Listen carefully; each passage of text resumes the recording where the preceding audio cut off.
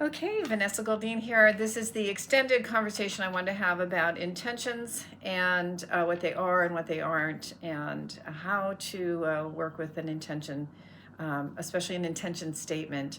Intentions are not like goals, as we all know. You can set a goal to sell so much. If your job is a salesman, you can set a goal to sell so much, and actively every day you can take a look at where am I at with my goal and how am I doing with it, and you can incrementally mark that out. And if you need just like another, I don't know, 2 or 3 more contacts to be made by the end of the month in order to reach that goal, maybe nudging somebody along, that's very doable. That's a goal.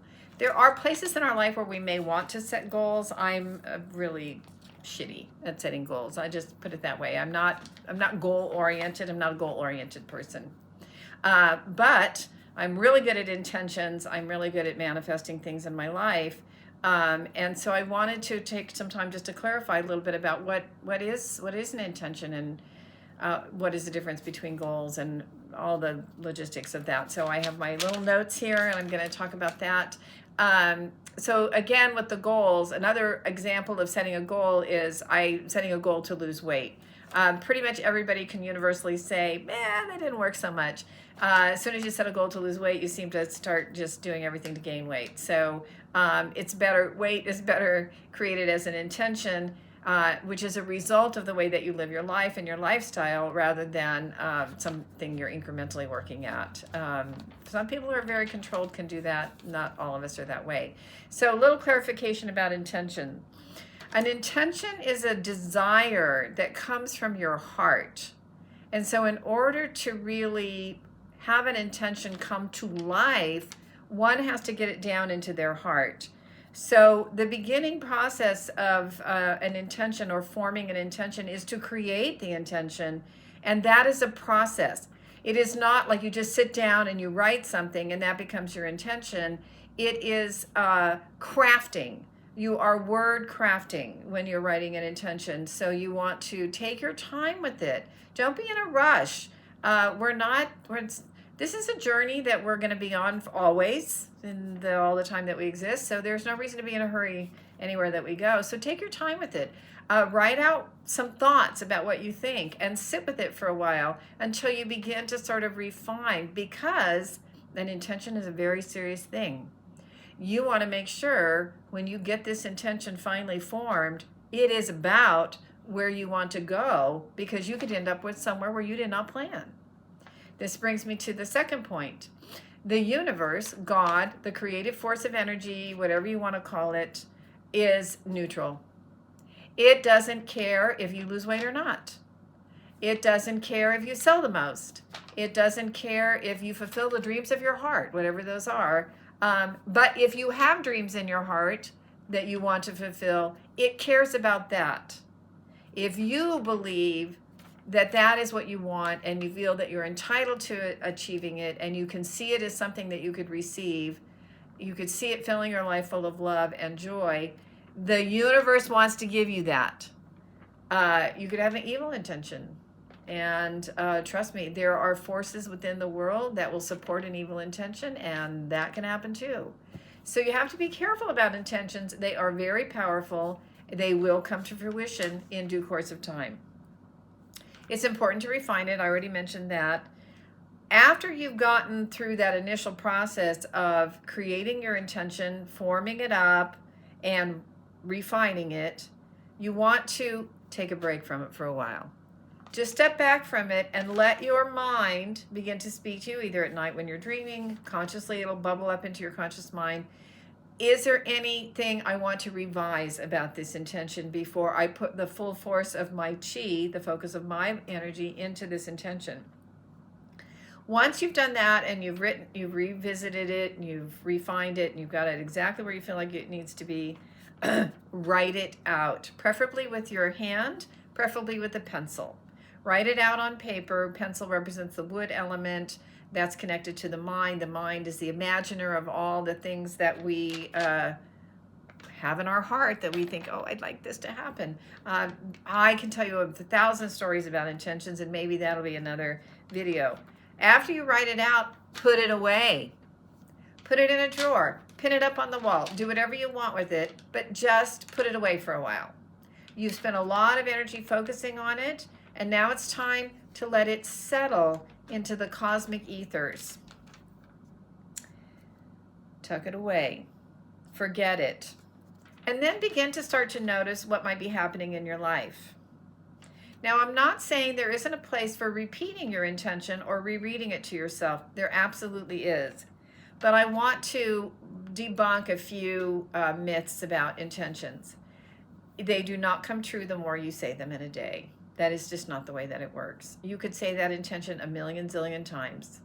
But if you don't have it planted into your heart, it will never come to be. And then you'll just be frustrated. When you get into that place where you feel like you've got to say it like a mantra all the time, all day long, every day, you got to remember, oh, I said my intention so many times a day. What's happening?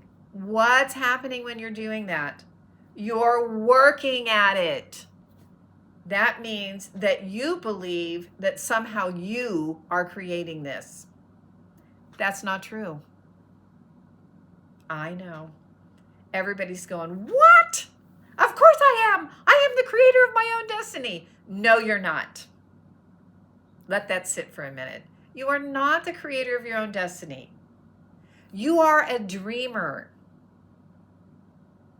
If you set your heart to dreaming, which is integral to your intention, if you make a specific intention, daydream about it.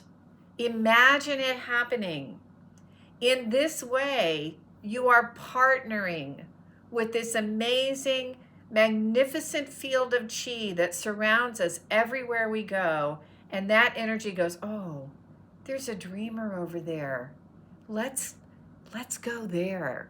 Let's participate in that. We're dreamers. Let's dream with them. Let's try their dream out. And then what happens is synchronicity comes into your life. That's why I say pay attention to what's happening around you so you don't miss it. But if you're over here busily repeating your mantra every day and saying, well, I'm doing it, and nothing's happening, which a number of my clients have reported to me, my boyfriend just says he wants to do something, and then 6 months later it's already happened, and I'm repeating my intention, and I'm doing all the things, and I'm meditating, and it's not happening. What's wrong? Because you're working at it. When we start to work at something, we burn chi. That means that energy that's out there, cosmic God, love, whatever you want to call it, goes, oh, that's too much. Ugh, we don't really like that. So it does not respond to that, because that is not how things come into creation. Things come into creation because it was imagined somewhere in, ultimately, the Tao, God, the thing before the void, whatever spoke the world into existence, imagined what would happen if I did this and I made light and dark, and what would happen if DNA fell on this planet, and what would happen if sound vibrations came along and started making that DNA form into different things, and what would happen if those things then formed into other things, and what would happen if we did this, what if we did that. That's a live creativity that responds when you plant something in your heart as a dream, and you notice and you dream. You go someplace and you connect, or you cut out pictures in a magazine and you say, this is what I would like this space to look like, or this is what I would like this to feel like. And that is how you massage and activate the dream of your intention. And through that, gradually, slowly but surely, this wonderful thing of synchronicity starts to happen, and all the things that you imagined could come your way. As an example, the treatment room that I'm sitting in now behind me here is a dream of mine. It is a lifetime dream of mine. Even the actual space itself, not just the practice, is a dream of mine. I had it in my heart to help people to wake up. This started over 45 years ago when I first began to read about natural healing and understanding that the world around me was really messed up.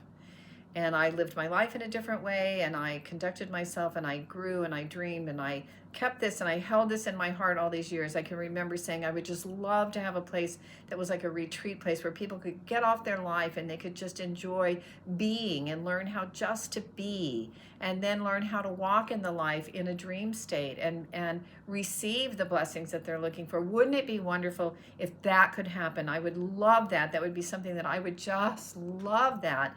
This treatment room is a part of that dream. It didn't come because I repeated it all the time. It came because I dreamt about it. I dreamt about it and I visualized it. 10 years ago, I made a vision board on Photoshop in which all the elements of my, of this, I don't know, wasn't even dreaming it then. I just was making this cool collage. I'm going to attach it to this video so you guys can all see it. And when you see it, you'll understand it is the unfolding of the last 5.5 years of my life since I moved here to Arizona, that I had no idea any of it would take place or I would be doing any of the things that I'm doing now when I created that vision board.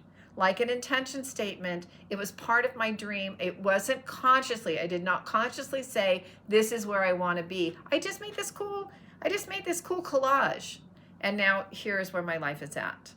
I didn't have to work at it. I didn't have to repeat it so many times a day. I didn't have to check in on it or take its temperature. It was a gradual unwinding and unfolding. And right now in my treatment room, I'm looking at a roadrunner that is literally walking up the pathway from my treatment room and going out into the general area around my treatment. Anyway, very exciting. So that's me. That's what I have to say about intentions. I know that flies in the face of a lot of people who are out there now teaching you that you need to repeat so many times a day. You have to focus on it. You have to do all this stuff. Stop working at everything. That's my message. Allow for it to come into fruition through dreaming. All right, thanks so much for taking the time to listen to me go blah, blah, blah. Love you all so very much and hope the best for you. And may you learn to develop your intention, put it down in your heart, and watch it grow. Vanessa Goldine, Bridge to Health Wellness, the Awaken and Evolve Learning Center. You can find me on YouTube, which is where you're watching this, at Awaken and Evolve, and on Instagram at Scottsdale Bridge, the number 2 Health. Thank you very much.